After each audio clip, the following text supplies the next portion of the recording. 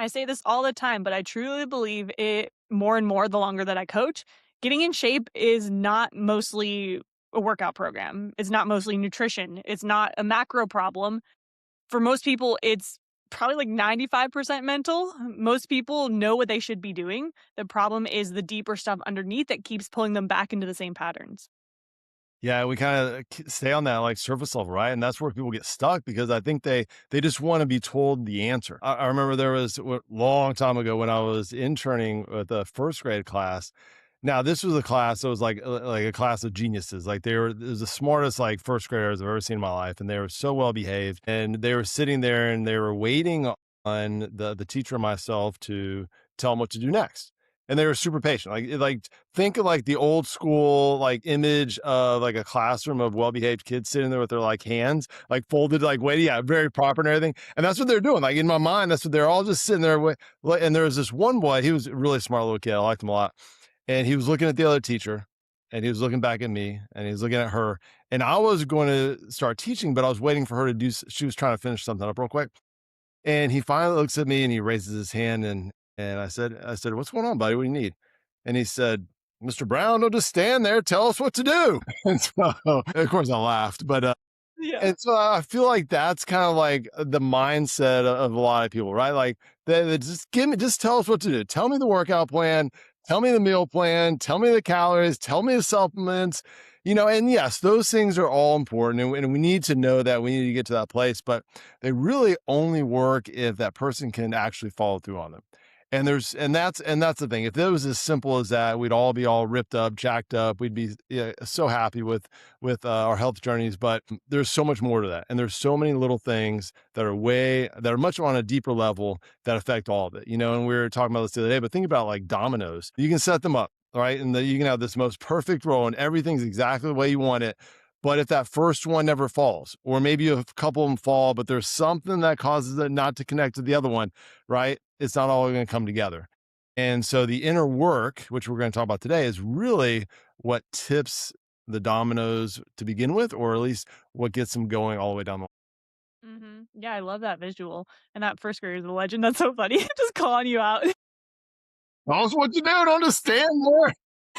You're like, "Who's teaching this class? What's going on here?" But yeah, it's true. Like, if you don't do the inner work, you can have all the best plans in the world as far as workouts or nutrition, but you're gonna keep running into the same problems, the same roadblocks. You can keep emotionally eating or burning out and quitting when things aren't perfect. You're gonna keep putting yourself last. You'll keep tying your worth to the scale and you wonder why nothing sticks. So let's get into what that actually looks like, why it matters, and what we need to do to actually change it. But first, we're gonna do a little catch up. I feel like it's been a minute. We were both on vacation. I feel like that was a long time ago. They were both talking. We are like, we should talk about it. But we're like, oh, I don't know. It feels like it's an eternity ago.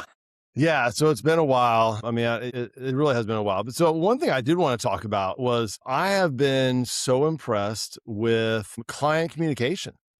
They have been so on top of things, messaging me and responding to my messages, and not just about the basics. I mean, going deep into having their own questions and really being very honest with some of their struggles and challenges. Tell me about all kinds of things outside of just the workouts. And I tell you what, we talk about that in the beginning. We really encourage communication, but that's where we can really see a lot of success when we're able to just understand everything that they're going through and be able to meet them at the deepest level possible.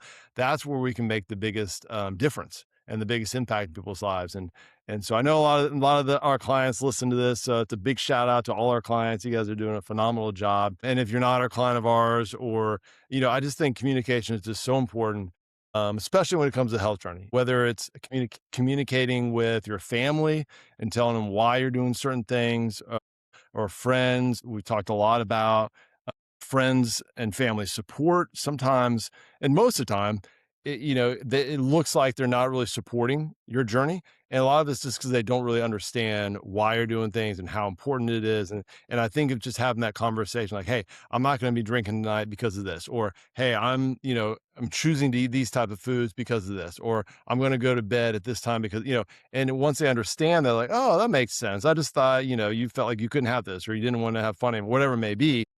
I think that level of communication is very important. Yeah, I love that. And Yeah, we were talking about this in our meeting, and even as I was reviewing a bunch of check-ins, I was just like, "Yo, we have the best freaking team ever." It's like, "You guys are the best coaches." Like, we have such amazing clients, and I always tell people when they join, is like, "If you communicate, like, you're gonna get amazing results." Like, that's really the core of all of this. It's a core value of mine, is a core value of us as a company, so it's so cool to see clients really leaning into that process, and allows you to be so much more involved. Like you said, like, you're in every single area of their life, and it all ties together, and that's what's allowing them to get such incredible transformations. Yeah. The other thing I was thinking about in terms of our clients or just our listeners in general, if you guys have any topics that you feel would be very interesting or that are affecting you lately, like please let us know. We'd love the more information we have, the more we understand what you guys want to hear about. What we'd love to talk about. One of the things we're going to have, one conversation or episode we're going to have coming up is talking about the power of habit. And just last month or 2, I probably just during the whole summer, like I've had a lot of different conversations with people going through a lot of different things. And one thing that just keeps popping up is how powerful habits are. And more specifically, once you create a habit and going back to the James Clear thing, when we stack it to something else, it is so very difficult to break that habit. And so one on the positive side, when you can stack it with something that you're already doing that's a really good thing, that can really cause going back to the domino thing, a domino effect of really good healthy habits and really put you in a really good place to continue being successful on your journey.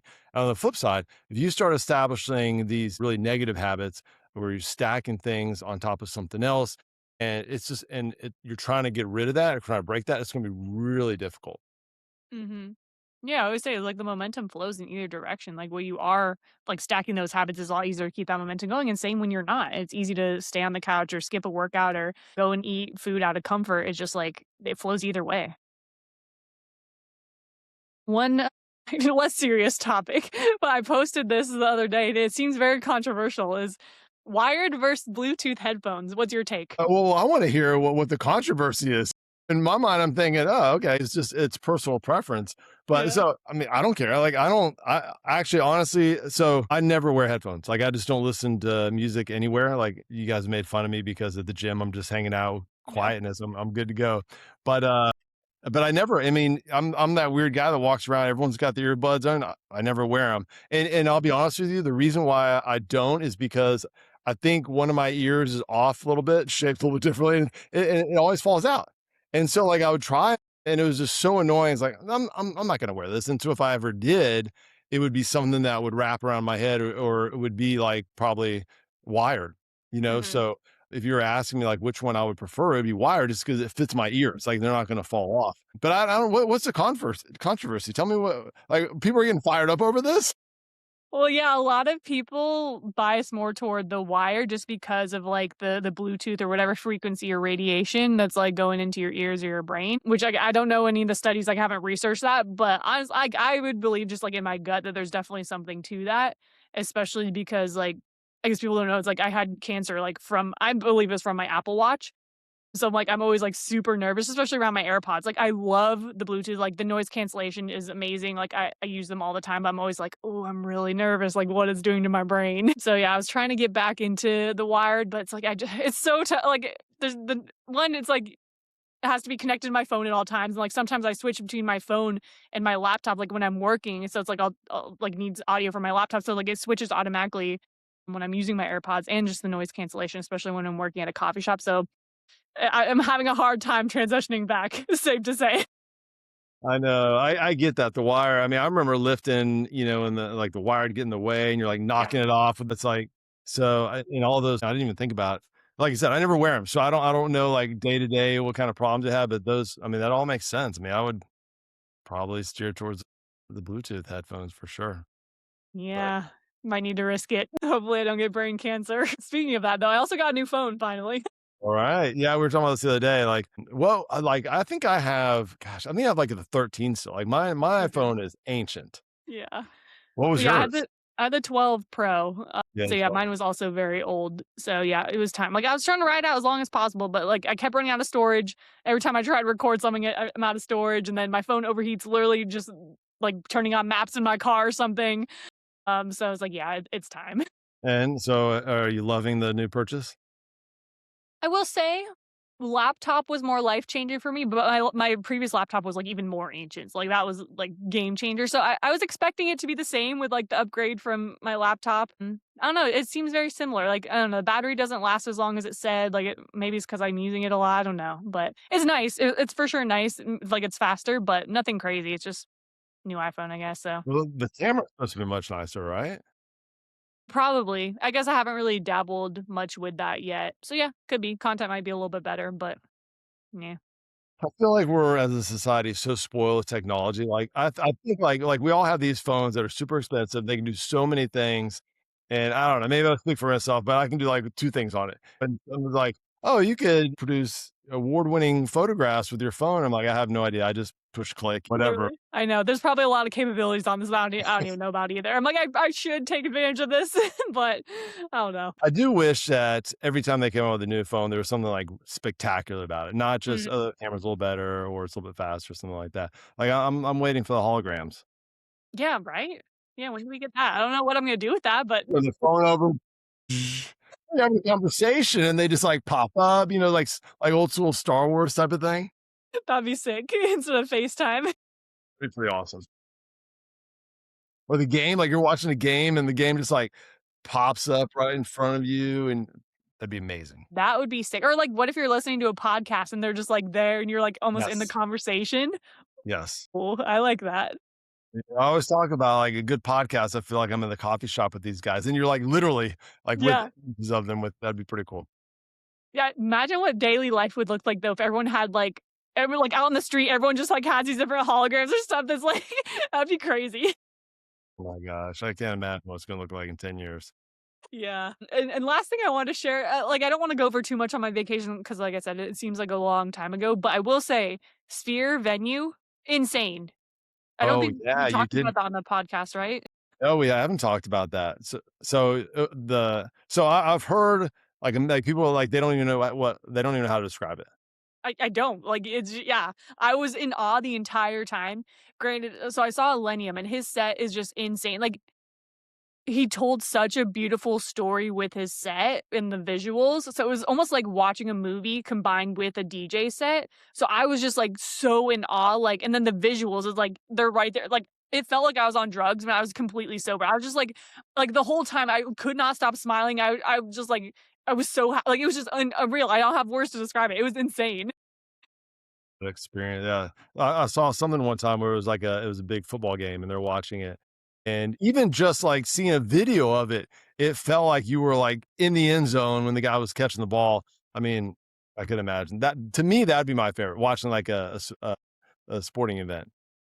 Yeah, that'd be cool. I know, like, obviously, the, like, shows is like, music festival, that type of thing is my style and, like, super cool seeing it there, but I think, like, any type of show that I think they were doing when I was there, they were doing, like, a Wizard of Oz. I don't know if it was, like, a movie or something, but they were doing something there at the Sphere, and apparently it was, like, I don't know what you 5D maybe? Where it's, like, you feel, like, the breeze, they're, like, dropping stuff from the ceiling, like apples and stuff. Like, it was just, like, full immersive and, like, the seats, like, shake and vibrate and stuff, so it's, like, a full experience.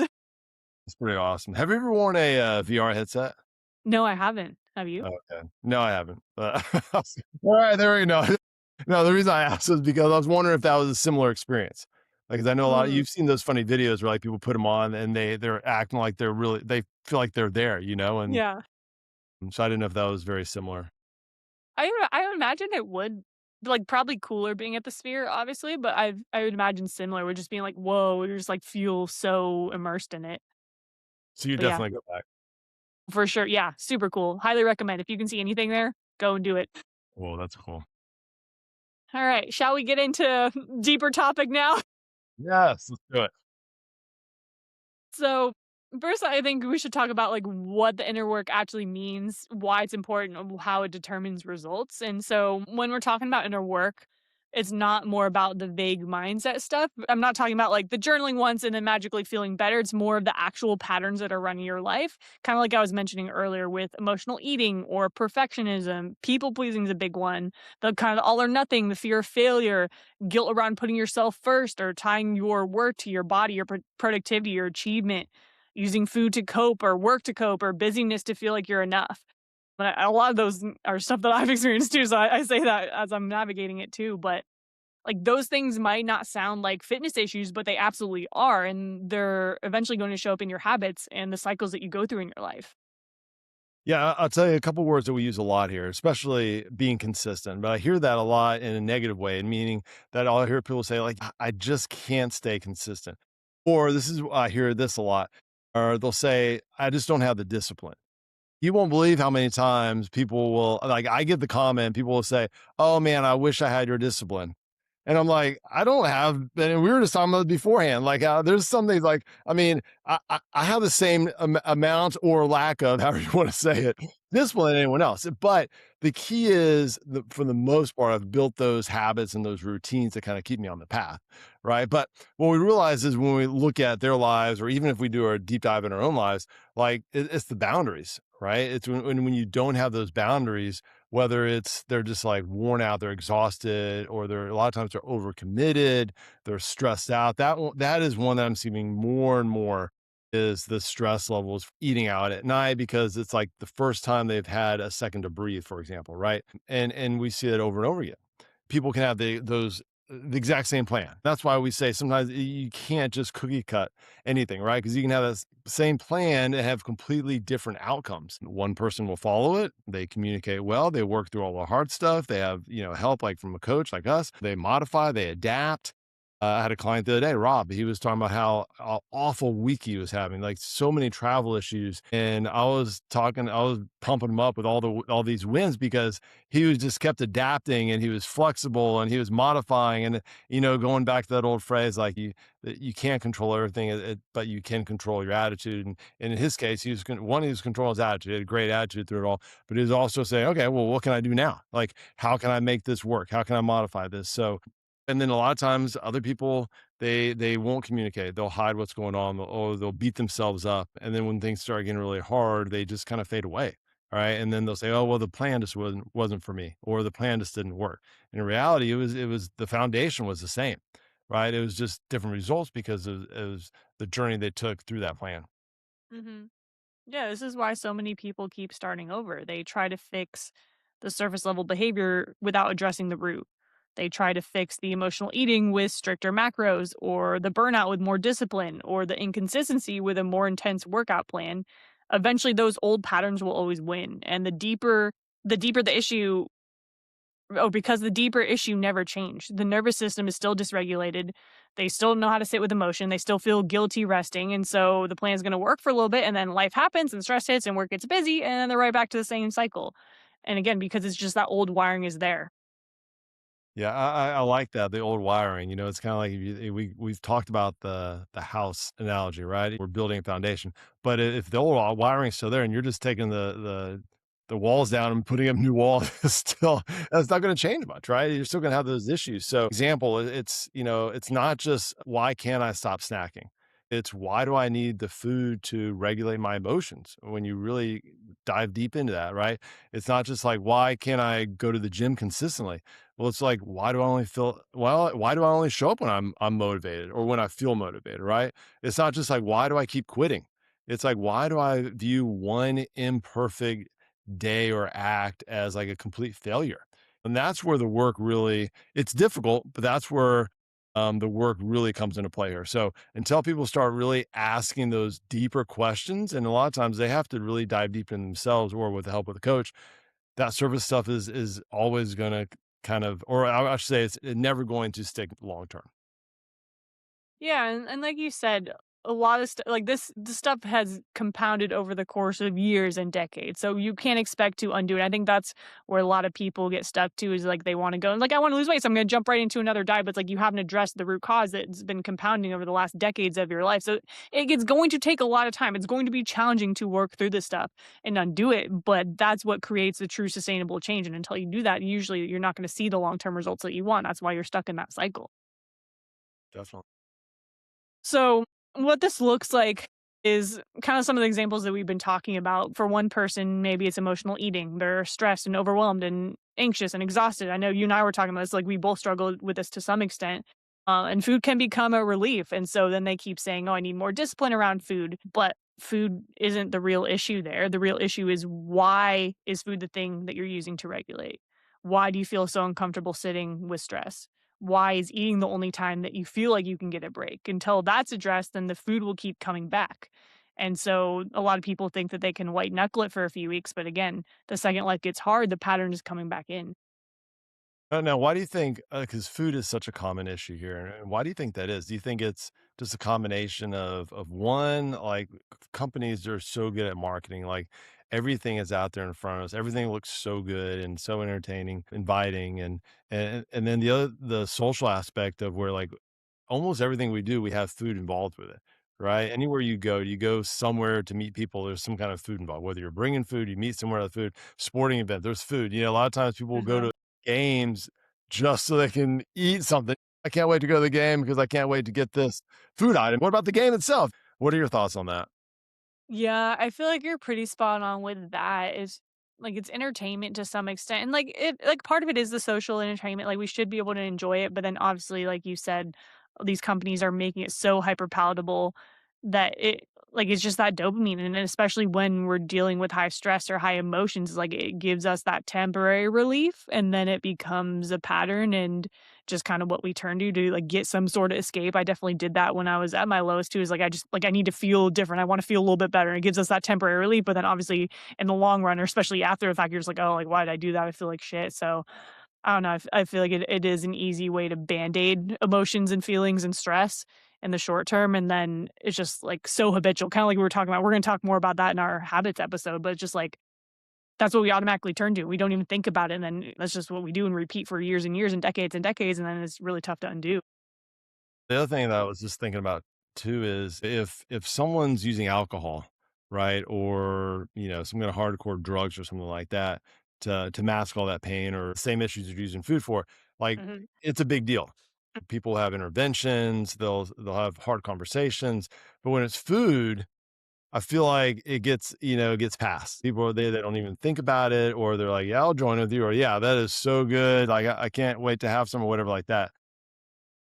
Yeah, I agree. Like, it's a drug to some extent. Like, I would say food is like a drug and a medicine depending on, like, what you're eating, and some people use food, some people use alcohol, some people use actual drugs, so yeah, it's kinda same but different, but a lot of people don't view it that way, which I think also is where it can be dangerous, especially when things are so hyper palatable and almost, like, drug-like to our brain.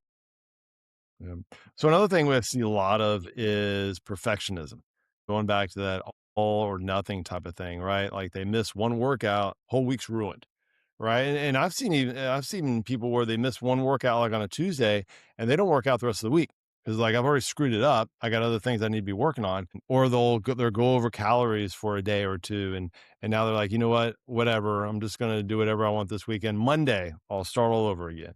And it looks like it's just kind of like a macro issue or a consistency issue or something like that. Or like I said, an all or nothing identity issue type of thing.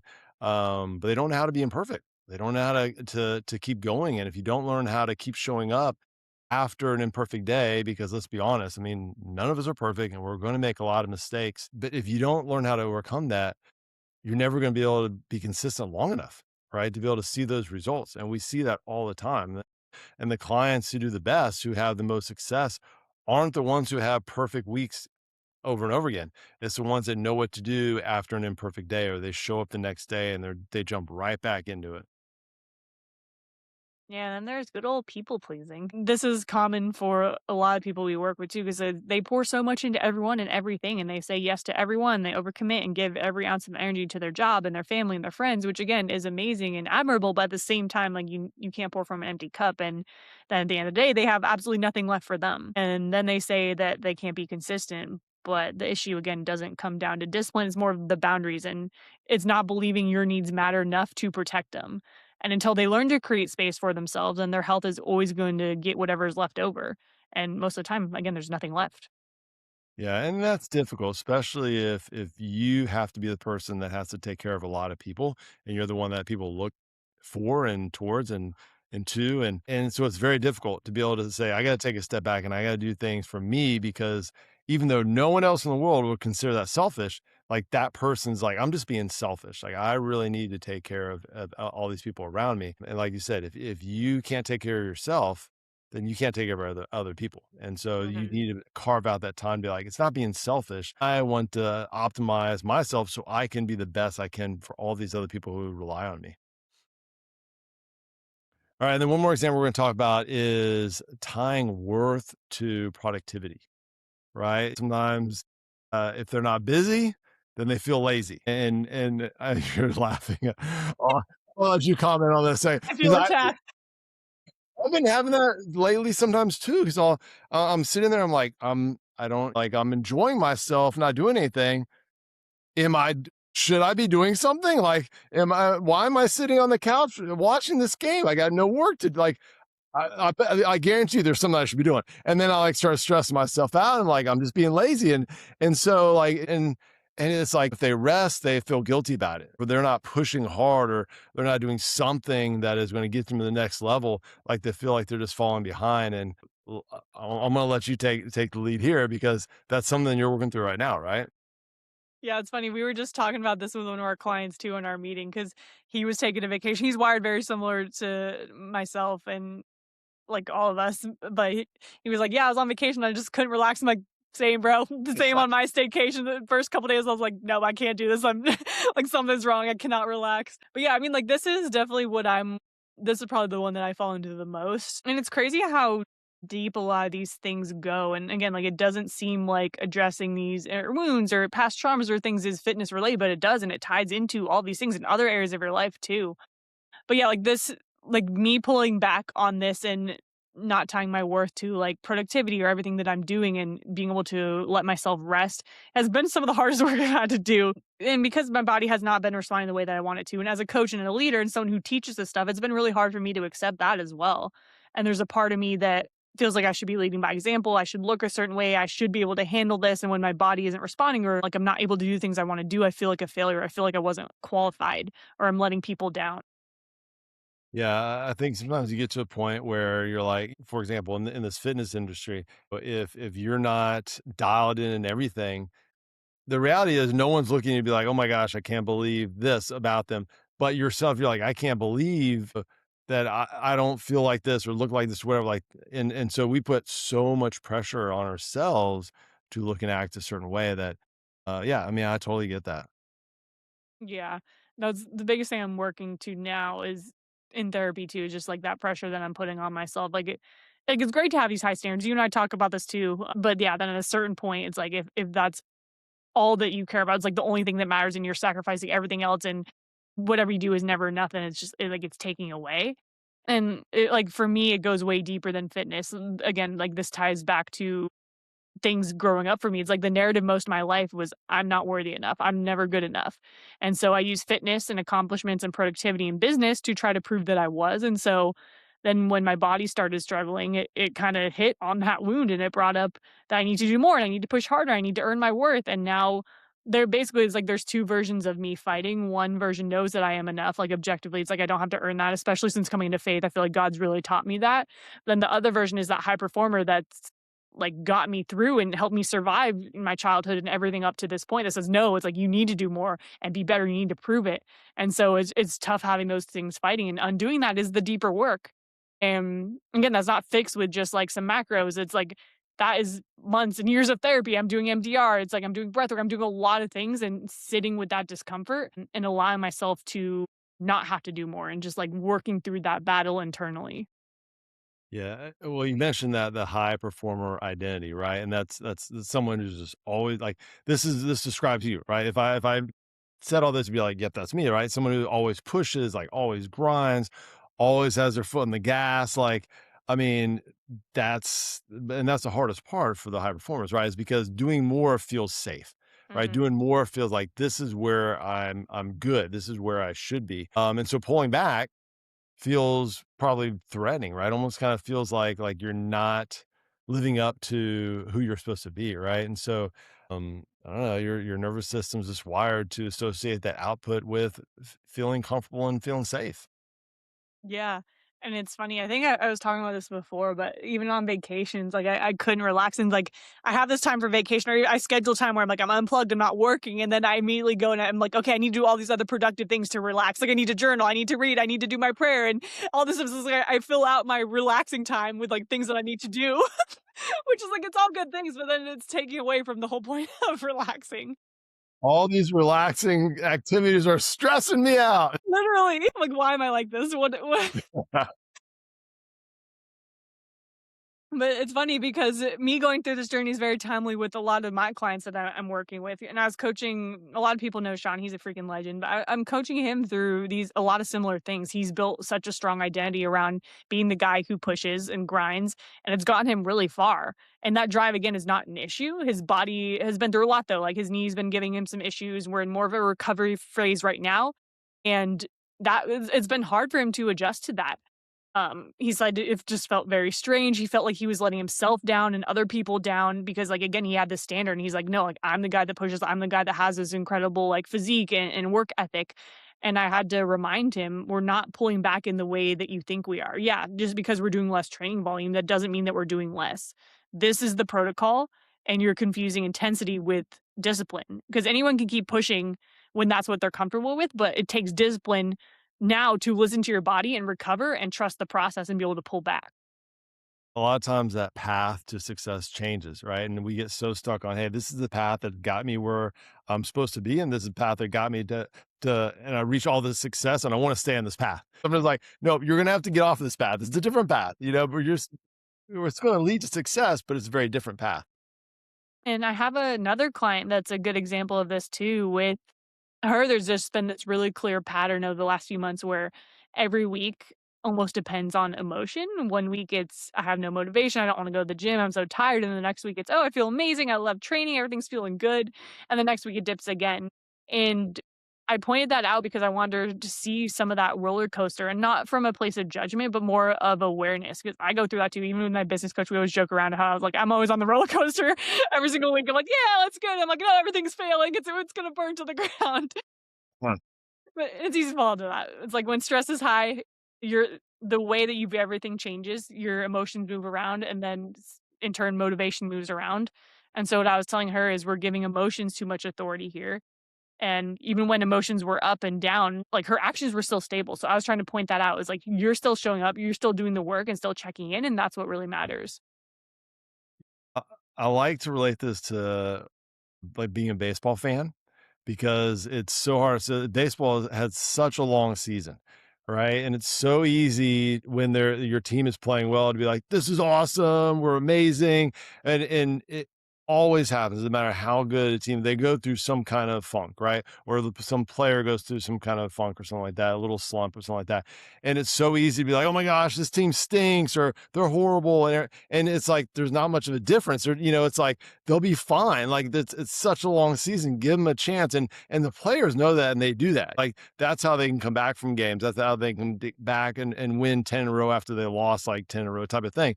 But as a fan, and I think part of this is because you don't have control. Like you're just watching.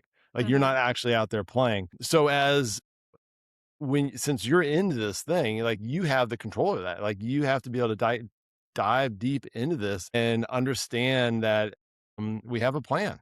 Yeah, and it's kind of like that. Trust the process, right? Trust the Yeah. process. Easier said than done when you're in the moment and kind of going through all those emotions, but it's true. You got to zoom out.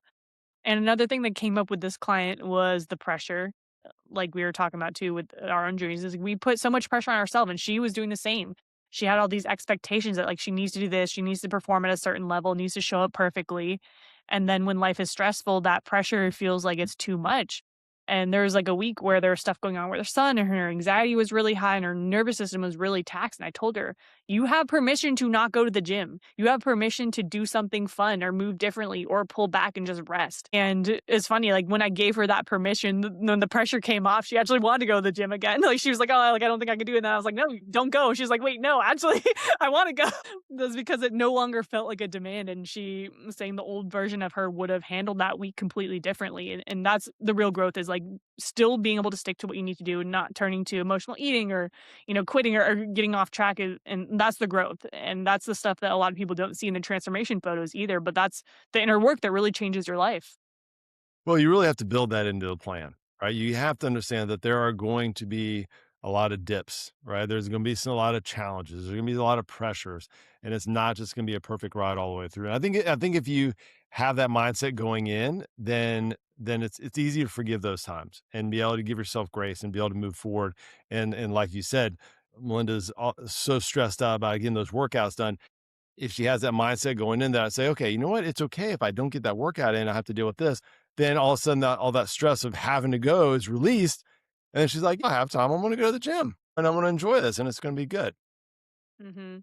Yeah, like, that's something that I've been working through in therapy too, and just giving myself because, basically last week I was talking with my therapist and I realized it's like I'm still in this extreme state of burnout, and it's like the things that normally recharge me aren't, and so it's like I need to give myself permission to be like, I literally can't do all that stuff and just, like, take that pressure off, and then usually it's like I still wanna go and do the things that I say I need to do, but it's just from that place of like, "Oh, I don't need to do it." It is amazing how much it changes your mindset and the way that you're feeling. Yeah, that is so true. So true. All right. So I kind of mentioned this in our catch up, right? Talking about something that I think is really important, right? So anyone that's in coaching, or one of the biggest patterns that we see is people that are not communicating very well when things do start slipping or when they go through some challenges, and they'll have a hard week or they'll miss a workout or they'll be off a little bit, whether it's with food or sleep or whatever it may be.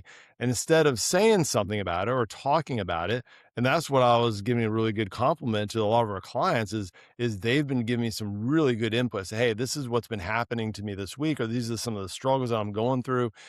And that's really helped me to provide, much better support and feedback. But what happens is if they're not communicating, they just start disappearing. Right. And so it's not because they don't care. It's just they either feel guilty about it or they feel like they failed. They don't want to disappoint someone, usually themselves. Right. And so they don't want to admit that they're struggling. And that's where that communication matters so much. And that's where that coach is going to be so valuable. And it costs people a lot of progress, whether it be months of progress or sometimes they completely just give in and they're like, this program just doesn't work for me. And it's just because they didn't give it all that they could. They didn't offer everything that they could for us to help them the best they could. So you're not going to see the change until you really address what's underneath all that. We can adjust macros and we can change workouts and we can modify all these things, right? But we can't coach what we don't know about, and we can't coach what you're really struggling with if we don't know about it. And we want the real version of every client we have. There is no judgment or anything like that. We don't want the perfect version that we see on social media. We want to see the deep, deep. What are you struggling with? What are you going through? That we can help you out with the real version, right? And that's the version that we can actually help. Yeah, and it's very uncomfortable when you're in those moments, and like you said, it's easy to kinda feel shameful and be like, "Oh, like, I don't wanna admit that I quote unquote failed again." Like, to us, it's not failing, it's just like we need that feedback, and, like, that's the inner work right there. It's like when you're feeling that discomfort and when you wanna revert back to old ways or just revert back to yourself and not share, it's like that's when you need to dig in, and that's what's gonna create the change to be able to undo all these deeper issues and get to where you wanna be, and it's really uncomfortable to sit in that, and that's okay though. It's like that's I love the that we open with communication too because, like, that's really what it comes down to, and, like, I think that is the core on how you get out of this and how you heal all of these deeper root issues. If you have a coach, it's about communication. I think that's one of the most important things. The more honest you can be, the more you communicate with your trainer. Willing to be, like you said, talk about the uncomfortable things or the things that you're struggling with, some of the things that maybe you feel guilty about, checking in when you don't really want to, sharing all the things that you're not doing well. That's where your coach is really going to be able to help you out.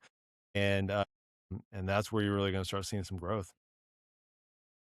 Yeah, and so I think overall with all this is why I always say fitness is more mental than it is physical because usually executing on a plan isn't the hard part. The hard part is more of who you have to become to follow through on the plan. It's letting go of those old identities and the old coping mechanisms and the stories that you're telling yourself. And that old version of you that needs control or perfection or food for comfort or busyness to feel worthy. And when you actually start working through those things, you don't just change your body, but you change your life. And now you can handle stress differently and you can rest without guilt. I'm still working on that, but you can have an imperfect day and not spiral, and you can have the hard week and not quit. Like that is the permanent change. That's what creates the lifelong change. And it's not just about the losing weight or getting lean. Those are going to be a side effect of working on this stuff. But it's like you become the person who doesn't abandon themselves when life gets hard. I mean, it's not easy, right? But that's really where you're gonna see changes, and I've had a few clients who have said, when I first signed on, I thought you'd give me the macros that I needed to add, that give me a workout, and you'd walk me through a few things, but it was the much deeper communication and content and guidance and support, that I got that helped me realize, like, why this is gonna be different this time. I think that's the biggest thing. A lot of times people are like, I've tried a few different things and haven't really seen success, but when we're able to do the things that will help you to sustain this long term, and part of that is really diving deep into the inner work, then that's what makes changes, and that's where people start seeing they start seeing success, but they start realizing that it's something that it's almost like they're creating a new chapter in their life. It's changing who they were, like we've talked about before, is to creating a new identity. Mhm. Yeah, and it's fun in a way when you get to tap into that. Like I said, it's very challenging, it's gonna be very humbling, but it's like it also feels very freeing in knowing that you're releasing some of those old patterns and like you really start to see things shift in a way that you haven't before. Even like when you're just losing weight super quick, it's like it's a very different transformation than just you losing a few pounds. So, yeah, this episode resonated with you, send it to someone who needs to hear it, and if you're listening and realize, "Hey, maybe this is me," just know, like, you're not alone, like I said, we're all going through it as well. It's not that you're lazy or, like, you need to try harder, there's likely deeper work underneath, and it's just a pattern that we need to work on, and it's hard, but it's absolutely worth it. And so, feel free to share this with someone, share with social media, and we appreciate you guys liking, subscribing, all the things. It really helps us a ton. I also built out a protein guide that basically is if you struggle with protein, I'm gonna give you 10 ways to get 50 grams of protein in less than 10 minutes. So there's no excuses. So I'll drop a link to that and hopefully that helps. We appreciate you guys and we will see you on the next one.